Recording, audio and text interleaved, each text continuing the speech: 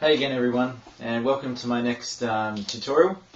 So you may have been following on with my electronics tutorials I have been doing with just the pen and paper. So now I'm using the whiteboard. I did actually try and make another channel which was called BradsClassroom, where I could just put all of these tutorials on there and keep it separate from all of my electronic projects.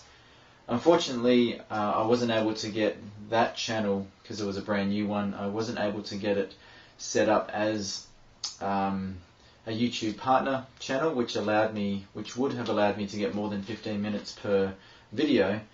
So because that didn't get approved, I have to now go back to RetroBrad and actually put all these on there. So I'll still call it BradsClassroom, but it'll be on this RetroBrad channel. Okay, so what I've done so far, I've done 9 tutorials, and they've mainly been dealing with the internal workings of different components. We went from things like resistors and diodes, transistors, BJTs, FETs, and things like that. I thought I might go off a little bit and talk a bit about digital. So, I mean, digital covers a wide range of components and devices. We've got all your different logic gates, we've got all your flip-flops, we've got different buffers, we've got memories, shift registers, we've got address buses and data buses and control buses, there's microcontrollers, there's CPUs, there's RAM and ROM. It goes off into all sorts of stuff. Tonight what we're going to do is the very basics. We're going to talk about the 4 different number systems that are very common to use, not only in digital, but I mean, one of them, decimal, we use every day. So this one is a bit of an introduction to some digital stuff. So it's called number systems. So the way I'm going to go through this is I'll start with decimal, which is what we use every day. I mean, we count from 0 to 9 and use those digits in all sorts of combinations in order to make up whatever number we want. So I'll start with decimal. I'll explain a few things just so we get the process, and then I'll move on to binary and octal and hexadecimal. And then at the end of it, I'll give you a few questions. Now, because this is sort of a classroom, I like to call it, if you do have any questions once the video is finished, probably a good way is to put a video reply and say, you know, I didn't understand this certain aspect, could you explain that a little bit further, and then I'll post another video. So let's start off with decimal.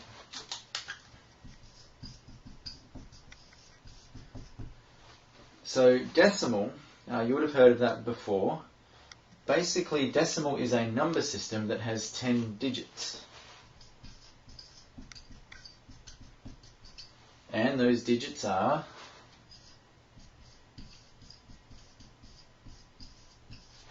0 to 9 inclusive. That makes up 10 unique digits. If we had an unlimited supply of these, we could make any number that we wanted in the decimal number system. Because it's got 10 digits, we say that it has a base of 10. So it makes sense, 10 digits, so we give it the base of 10. We'll see with the other 3 number systems, they've got a different base number because they've got different amounts of digits compared to decimal. Okay, so what I'm going to do here is I'm going to take you back to probably kindergarten where you learnt to count, and then we'll just use that as the basis of learning the other number systems. So let's just pretend that you've gone to the car yard and you bought a brand new car. So in your car you've got the trip meter or the odometer, which tells you how far you've driven. Since I'm in Australia, we're going to be working with meters or kilometres. So hopefully you can follow along with that. Okay, so this digit over here, every time we drive 100 metres, that's going to tick up 1. Every time we go a kilometre, this one ticks over, and so forth. Okay, so we jump in our brand new car, we start driving off and we go 100 metres. This is going to tick over to a 1. Makes sense? We drive another 100 metres, then again, that's going to tick over 1 more and we're going to get to 2. We drive another 100 metres, that's going to go to a 3. to 3. And then 4, 5, 6, 7, 8, 9. We just follow the number system. Write that out. So now what we've got to think about is, now that we've reached the maximum digit in this number system, which is 9, we haven't got any more than that, if we were to drive another 100 meters, it actually has to go back to the beginning. It has to go back to 0 because 9 is the biggest digit. But as you all know, we actually then increment the next column. So that goes to a 1, and now we know we've driven 1 kilometre, or that would be 10 of the 100 metres. And then from there we just keep going again. 1, 2, 3, 4, 5, 6, 7, 8, 9. Once this gets to 9 and we go 100 more, 100 metres more, this will go back to a 0, increment the next one. All right then. So that's decimal. Let's move on to binary. And I know that was kind of kindergarten stuff, but again, it's just the process we're looking for. So binary number system, extensively used in digital electronics. As we go through more of these little classroom tutorials, binary is the main one we'll be using. We will be using other number systems when we want to convert, or if we want to compress down a binary number, but for now we'll just show you what binary does and later on show you how it's used. Binary has 2 digits, and we always start from 0. So if it's got 2 digits, we've just got 0 and 1. So you could probably guess what base number it's got. It's a base of 2. So you can see, very similar to decimal. So we've given the number system a name, so it's binary. We've said how many unique digits it's got, which is 2. And then we've shown you those digits, 0 and 1. For decimal, it's 0 to 9. And then we've said it's got a base of 2, because it's got those 2 digits. Alright, let's go back to the car yard. Let's buy ourselves a binary car, and let's start driving. So we go 100 meters, and just like decimal, this ticks up 1. So what's different now is, with decimal we had 10 digits to work with. We started at 0 and could go up to 9. With binary, we've only got 2 digits. We started at 0, we drove 100, and then got to a 1. If we drive another 100 meters, because we've already reached our maximum, we now need to go back to 0, because that's all we've got. 1 is the maximum we can go to. So we drive another 100, that goes to a 0, but just like with decimal, we then go to the next column. And that goes up by 1. If we drive another 100,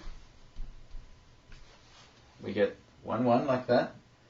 If we go another 100, we've reached our maximum for this column. It's got to go to a 0, which then ticks over the next column. We've reached the maximum for that one. So that has to go to a 0, and we go to the next one. So that would be us driving 400 meters. You may have noticed that because it's got less digits to work with, that we start needing extra columns to represent the same distance.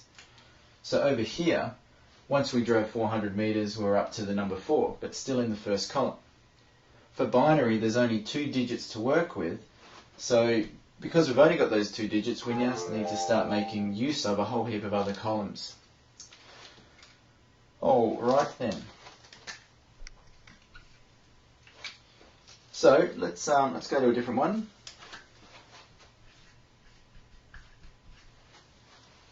Octal. So you may guess oct, octopus, octagon. So it's got 8 digits. And again, we start from 0. So this time we have, the digits 0, 1, 2, 3, 4, 5, 6, 7. So that gives us 8 digits. And we have a base of 8. Sorry about my squeaky pens. So I'm not going to go through this again because I think you're getting the gist of it. So octal, another number system, has a different number of unique digits. This time it's 8, so we give it a base of 8. If we were to start driving, then we'd go from 0, then 1, 2, 3, 4, 5, 6, up to 7. So if we were to go another 100, this is already at 7, so it's reached its maximum. It has to go back to a 0, and then we start ticking over the next column by 1. So exactly the same as how we count for decimal, it's just that we reach our maximum for each column at a different time. Instead of it being 9 and then going back to 0, for binary it's 1 and then we have to go back to 0. For octal it's 7 and then we have to go back to 0. Alright, last one we're doing here, and I wish I had a fourth colour, but I don't.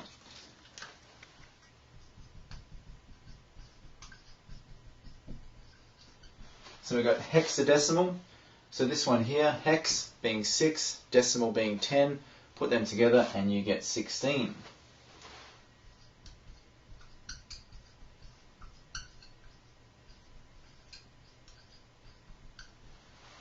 The unique thing with hexadecimal, or hex is how we abbreviate it, it's made up of 10 numbers, and then it's also got an extra 6 letters. So this gives us in total 16 digits. Hexadecimal is used a lot, and I'll talk to you about this later in different tutorials. But it's used a lot when we're referring to perhaps a memory location, so with our address bus, or if we're talking about data programmed on an EEPROM, and things like that. And I'll show you why it's so good later on, but instead of using a whole heap of binary digits to represent a particular address on an address bus, we can compress it to just a few hexadecimal digits. So stay tuned for that in a later video. Okay, so 16 digits, so you could probably, I didn't really keep convention there, did I?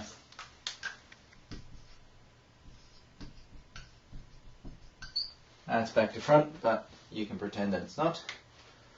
So we get a base of 16.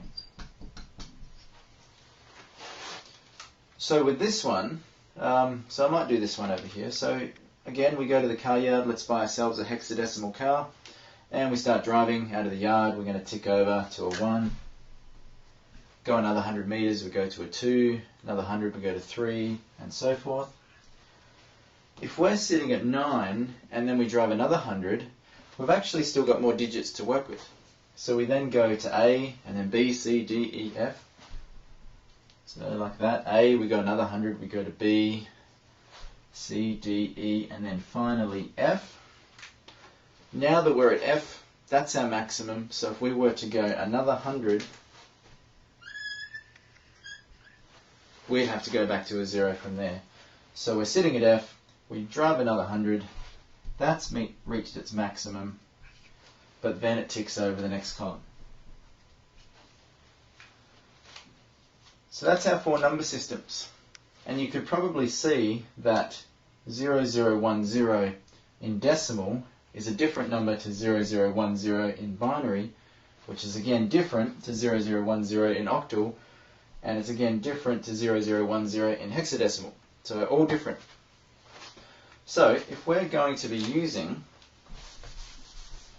a whole heap of number systems, say on one piece of paper or on one web page or something like that, to show the person, or so that we don't get confused, we normally say something like,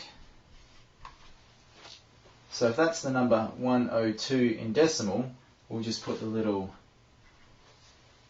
10 like that. And that'll tell us, okay, well he means 102 in decimal. Because that would be a totally different number to 102 in octal or 102 in hexadecimal. And of course we can't have 102 in binary because there's no 2.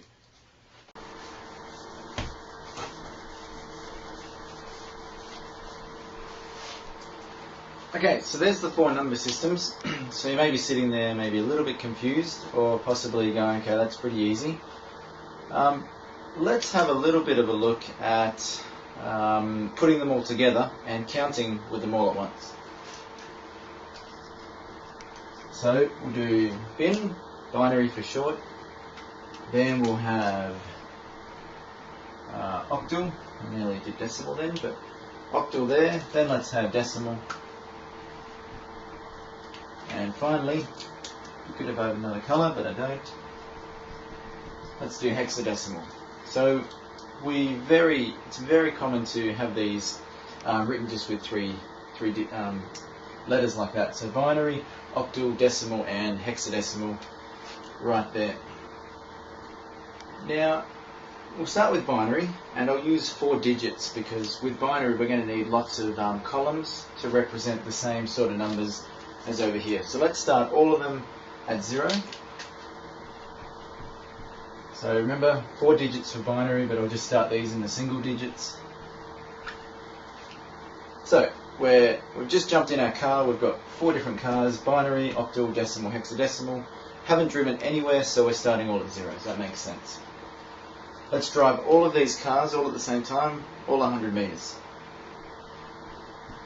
So that just ticks up 1, that goes to a 1, that goes to a 1, they all just go to a 1. So let's drive another 100 meters. Notice this one has already reached its maximum for that column.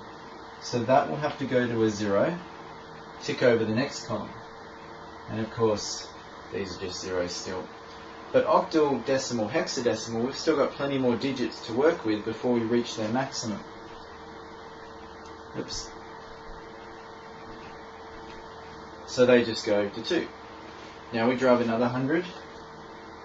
So that goes to a 1, but it doesn't tick over this one. And these have still got more digits.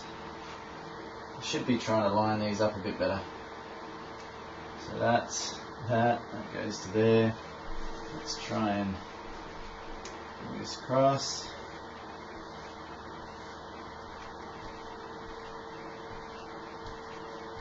Okay, looking good. So we get to 3. Now we drive another 100. This one will have to tick over 1. It's reached its maximum, so it has to go to a 0, which ticks over the next one. That's at its maximum, so it has to go to a 0. We go to the next one, and that was at a 0, so it just goes to a 1. But these ones still have plenty more digits. And we just keep counting from there.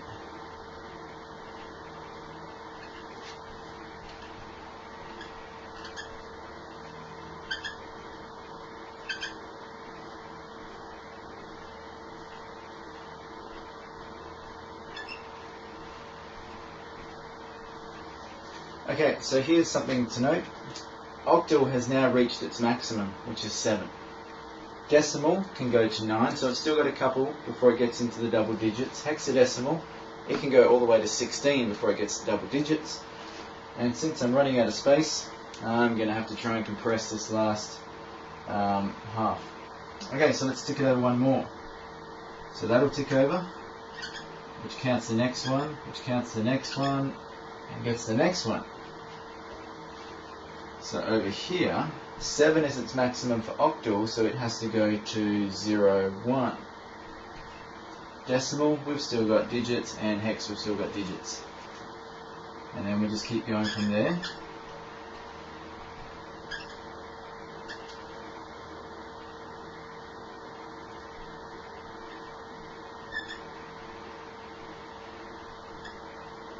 So decimal, it's reached its maximum. We've driven another 100 meters. That 9 has to go to a 0, and we get to the next column. But this still has A, B, C, D, E, F to work with. Alright, so I'll just write these out in a little bit more of a quick fashion here.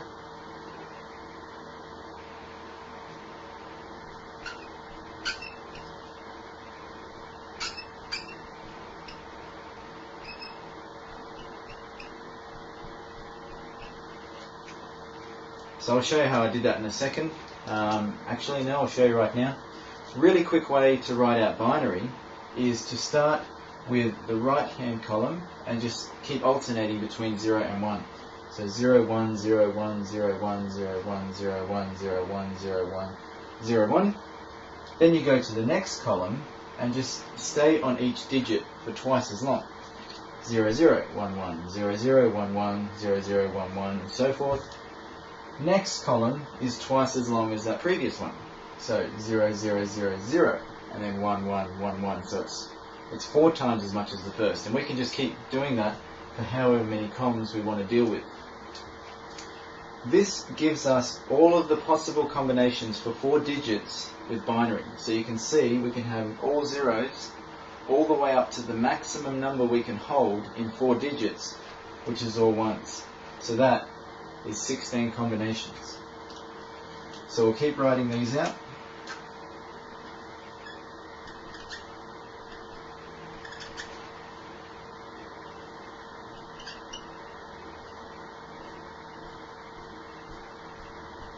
Let's make that a little bit better. So we get 14, 1 4 for octal, so decimal we're up to 12, and C, 1 5, 13, and G, 2 more, 1 6, 14, and E. And it doesn't look the best, but that's okay. And F. Alright, so there we have it. We've just put up a pretty big table, 4 digits of binary, and we've got octal, decimal, hexadecimal. So it's a really handy conversion chart, maybe you could call it, to convert between the different numbers. So if you said, oh, okay, I've got the number 1010 in binary, well, what does that equal in hexadecimal, or what does that equal in decimal? So we could just look up here and go, okay, 1010 is 10 decimal, or it's a hexadecimal. So, I mean, that'd get pretty annoying, especially if you wanted to know what that binary number was in decimal or hexadecimal. It would take you quite a long time to figure out what that actually is by drawing it this way. So while this is a good visual tool for just 4 digits, there's actually ways that we can convert to these different number systems.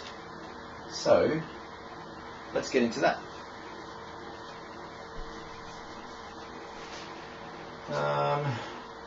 Actually, before I erase this, I'll do decimal last. I'll first show you hexadecimal and octal, and I'll show you a pretty key thing, or a pretty interesting thing about them. Let's start with hexadecimal. So remember that hexadecimal has 16 digits.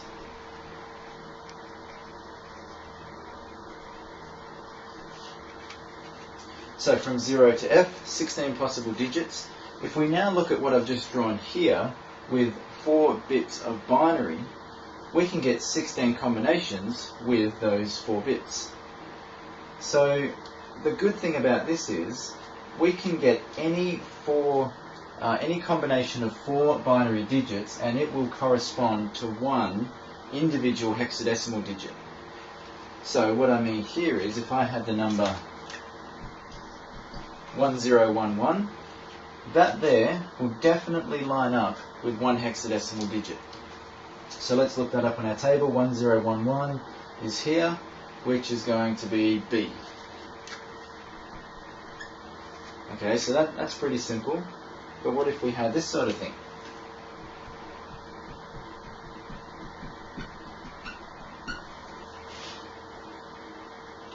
So what would that be in hexadecimal? So again, the key thing is, it doesn't matter, any combination of 4 digits will equal one of these. So we can just break this up into groups of 4 and easily find out our hexadecimal value for that. So, for example, we start from the very right and we break it up into 4s. So there's a 4, there's a 4, there's a 4, and it just so happens, I didn't count this, but this perfectly works out to be 4 groups of 4. For example, if this over here only had 3 digits, then all I would need to do to give it 4 digits is just to add an extra 0 to the very left hand side. We definitely don't want to add a digit over this hand side, because if you think about say some money in your bank account, if you had that much money in your bank account, $5,723, and then let's say you had to enter this information for tax purposes or something, and you had a form and it had 5 boxes in there, and you had to enter in your digits in all 5 boxes, you wouldn't enter it in like this and add a 0 on that side, because that completely changes the number from 5,723 to 57,230. So, I mean, you probably like that to happen, but probably not if you're doing your tax. So, of course, what you do is you put the number over to the very right, and you'd add what's called a leading 0. So putting a 0 there, you can see, doesn't change the number at all. It's still 5,723.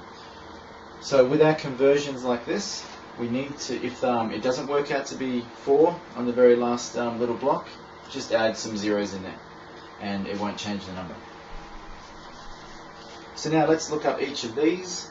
1001 is 9. 0110 is 6. 1001 again is 9. And 1010 is 8. So here's a cool thing about hexadecimal. We can have the number 969A, and it's exactly the same amount, or it's exactly the same number as 100101010101010. So you can imagine it's a lot easier to read this, or to enter in that data, than having to read or enter in that many binary digits. So this is a little bit of an insight into why it's cool to have different number systems. Alright then. So that's binary. It doesn't matter how many digits you've got. To convert to hex, all you need to do is break them up into 4s, starting from the very right hand side. If it turns out that you don't have an even number of 4 digits, so hopefully this will work out for me. There's 4, there's 4, and I did it again. So let's say that's our number. You can see this doesn't break up into 4. We just chuck in a couple of extra zeros. Doesn't change the number, but it gives us a nice group of 4. Alright.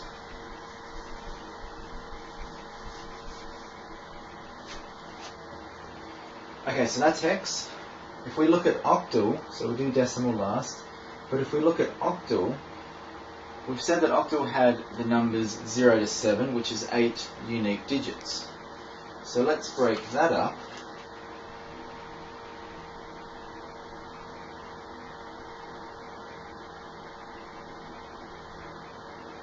And hopefully you can see that any combination of just 3 binary digits will make any one octal digit.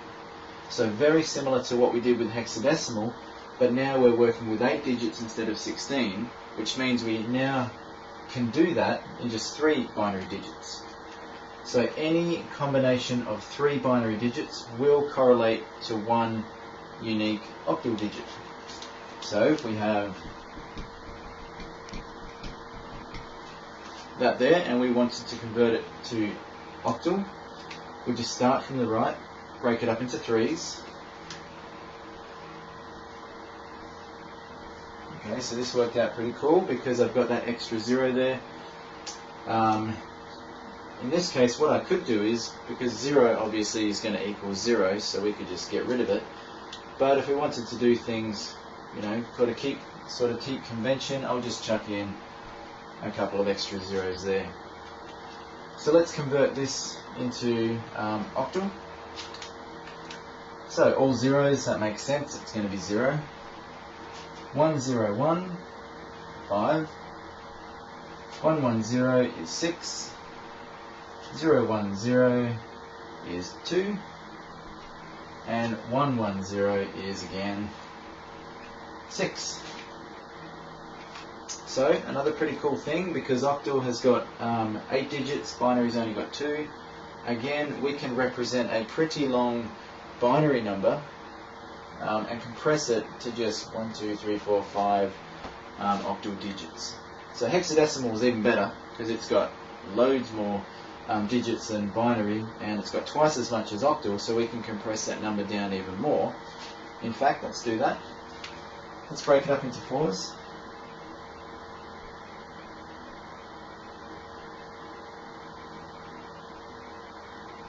Next bit 0 there. So we've got all zeros, of course that'll be 0. Let's do a different colour. Now we've got 1, 0, 1, 1, which is B. Then we've got 1, 0, 0, 1, which is 9. And then we've got 0, 1, 1, 0, which is 6. So here we required 1, 2, 3, 4, 5, 6, 7, 8, 9, 10, 11, 12, 13, 14, 15, 16 binary digits. We then convert it to octal, and that exact same number in just a different number system, but it still means the same amount, is now 5 digits. And then we convert it to hex, which has even more digits to work with, and we've now got it down to 4. So you can see we're compressing it right down, the more digits we've got to work with. And of course this is kind of pointless having an extra 0 in front there because it doesn't change the number, so we can get rid of all them. So here we've got 12 binary, we've got 4 octal, and we've got 3 in hexadecimal. So this just leaves decimal, which is a little bit of an annoying one, because decimal, you can see, to make all 10 digits, we're going to need, and I'll put a, yeah, I'll sort of do something, let's do that. That's, there, yes, sorry.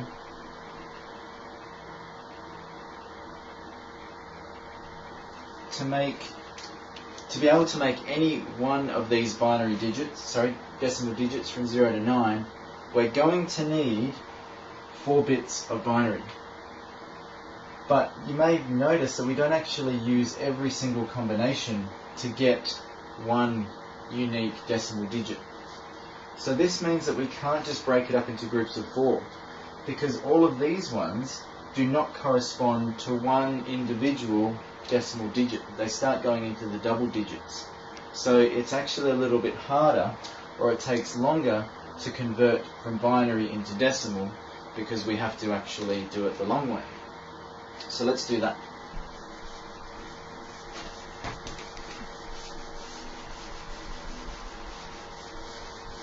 I have to give this board a good clean. Okay, so let's do binary to decimal.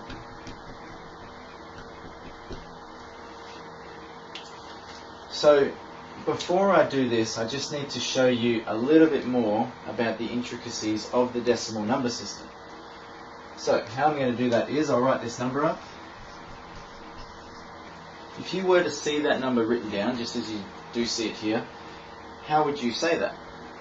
So you'd most probably say, well, that is 3,428. So then my question would be, how do you know that's thousands? How do you know that's hundreds? How do you know that's tens? And how do you know that's ones? So most probably the answer would be that it's just what you've grown up with, it's just what you've done in school, answers like that.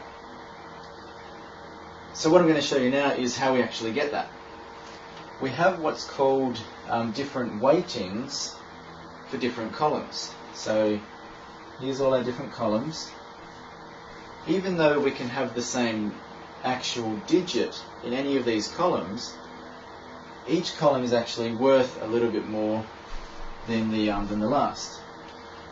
So for example, if we had the number 3 in here, that would not be worth as much as the number 3 in here, because it's in a different column. So let's break this down.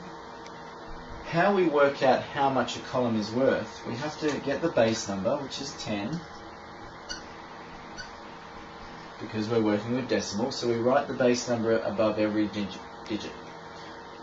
We then start from the right and raise that to the power of 0, and then we increment from there, so power of 1, 2, and 3.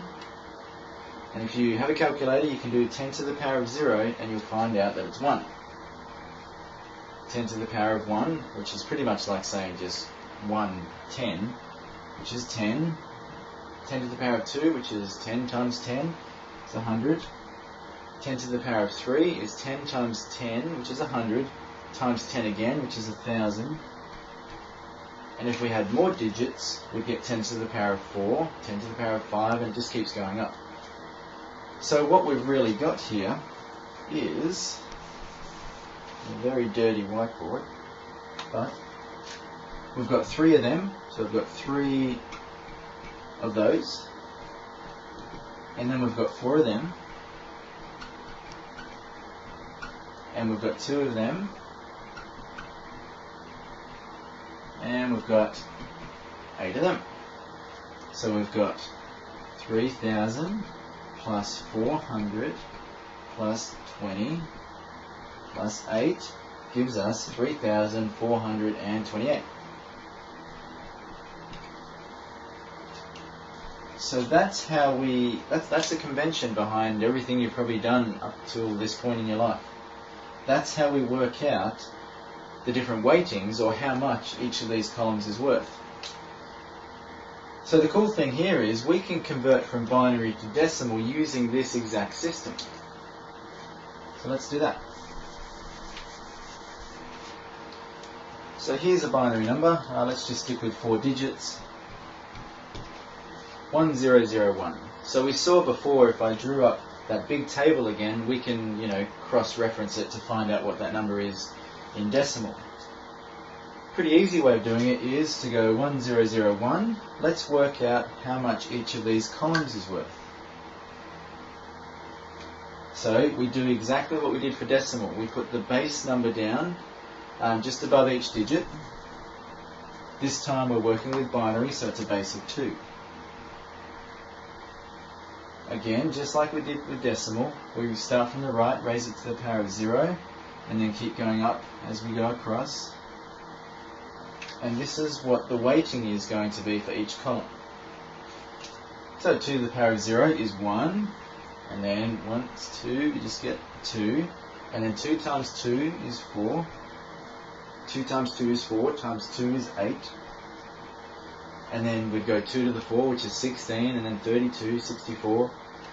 It just keeps doubling for every column that you get.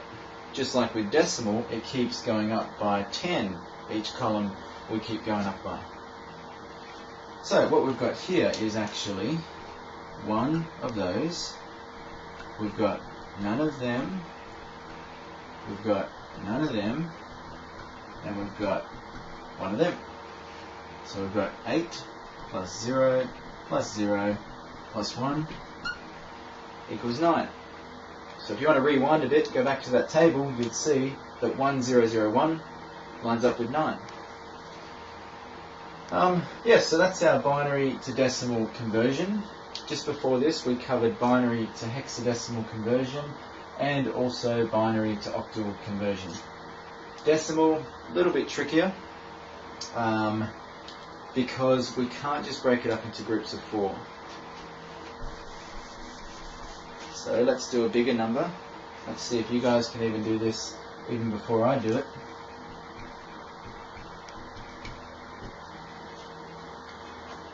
So there's a whole heap of digits. Let's do all of them. So this is binary. Let's do octal. Let's do hexadecimal. And let's also do decimal. So octal, remember, any group of 3 will give us 1 octal digit. So let's do that first. Starting from the right, break it up again, and we need to add an extra 0 here. Actually, I'll do that in a different colour, just so I can go back. So we break it up into 3, so what we're dealing with here is we treat them as an individual block. So what I mean by that is we go a base number above like that, and then 2 to the 0, 1 and 2. So this would be 1, 2, 4. And we just do that for each group of 3. So 1, 2, 4. 1, 2, 4, and so on. So in this case, we've got none of them, we've got 1, 2, and none of them, so that's just going to be 2. Here we've got 1 of the 4s, 0 of the 2s, and 1 of the 1s, so it's really just 4 plus 1 is 5. And over here we've got the same thing again, 1 of those, none of them, 1 of them, so we get 5 again. So we get 255 in octal.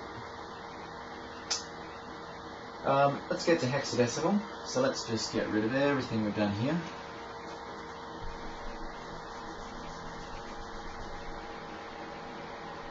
Let's just cross it all out. So there's our original number. Hexadecimal, you may remember, we break it up into 4s. So starting from the right, let's break it up.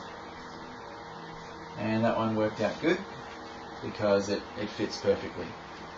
So just like octal, where we treated each group of 3 as their own individual block, we're going to do that except in groups of 4. So 2 to the power of 0, 1, 2, and 3. That's going to be 1, 2, 4, 8. Same here.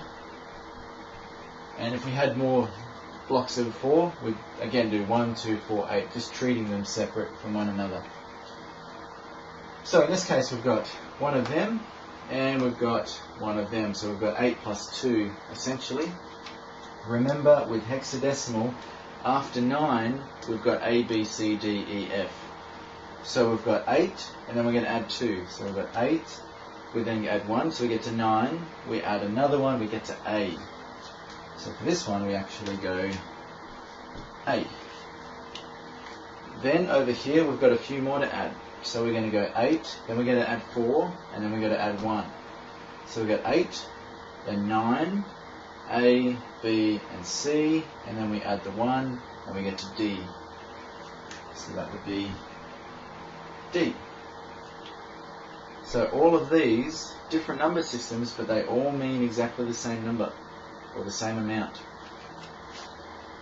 Then we get to decimal, and you'll see how this differs now that we've got bigger numbers. We can't just treat them as separate blocks of 3s or 4s. We have to treat it as just one big number. So let's get rid of them. Get rid of all these. So we write the base number above all. And then 2 to the 0, 1, 2, 3, 4, 5, 6, and 7. And then we have to work out each one separately. So we go, that'll be 1, 2, 4, 8, 16, 32, 64, and 128. Remember, it just keeps doubling every time because we're just multiplying by 2, again, each column. So what we've got here is, and you can see why this takes a little longer than the previous ones, because we've got 128 plus none of them, so we can just ignore it. We've got 32, and then there's none of the 16s. We've got 1 of the 8s, plus 1 of the 4s, none of the 2s, and we've got 1 of the 1s. So if we were to add this up, we've got 128 plus 32, which places us at 160, plus 8 is 168, plus 4 is 172, plus 1 is 173.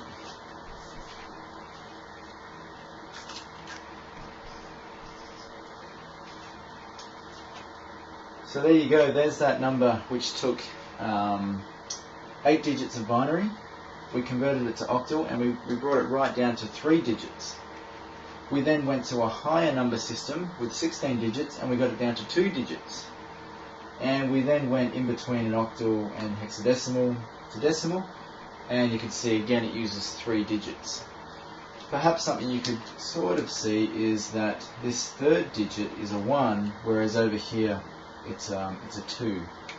So even though it took 3 digits, it's on the lower end of the scale compared to octal. So octal is, up in the number 2, and it's got a maximum of 7, whereas decimal is right down at the 1, and it's got a maximum of 9.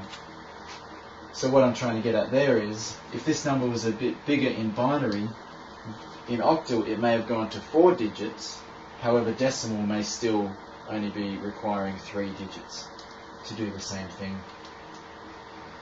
So not only did we do binary to decimal, we also went to octal and also hexadecimal. Okay, to recap, binary to octal, doesn't matter how big the number is, start at the right, break it into 3s. You then treat each group of 3 as their own little identity, which would have 1, 2, 4 on it. 1, 2, 4, 1, 2, 4 for every group of 3. Hexadecimal, again we start from the right, break it into groups of 4, and each group of 4 is its own little block, and we deal with 1, 2, 4, 8. 1, 2, 4, 8. For however many blocks we've got. Decimal, a little bit annoying because decimal needs 4 digits to make each individual one of these. However, we can't break it up into 4s because it doesn't make use of all 4 digits. So we need to do it the long way, which is however many digits we've got here, we need to figure out the weighting for each of them. In this case we've got 1, 2, 4, 8, 16, 32, 64, 128. If we kept going, it'd go 256, 512, 1024, it'd just keep going. We then need to add up all of those numbers. A quick way to do this is, obviously 0 times anything is going to be 0, so you can ignore wherever you see zeros. 1 times anything is just going to be that anything number. So if you do 1 times 128, it's just 128. So all you need to do is add up wherever you see a 1. So you go, yep, I've got one of them, I've got one of them, one of them, one of them, one of them, so you just add them together, and we get 173 in this case. Okay, so we've gone through a bit there. We spoke about the 4 different number systems: binary, octal, decimal, and hexadecimal. We learnt about conversions between binary or from binary to the other ones. What I'll do in a later video, because it'll take quite a bit longer, is I'll go between decimal and hexadecimal and octal to binary, and we'll go backwards and forwards like that. But yeah, just remember, plenty more to come, and we'll actually see practical applications of these ones. So you guys have a good night or day or whatever time it is over there, and I'll see you in the next video.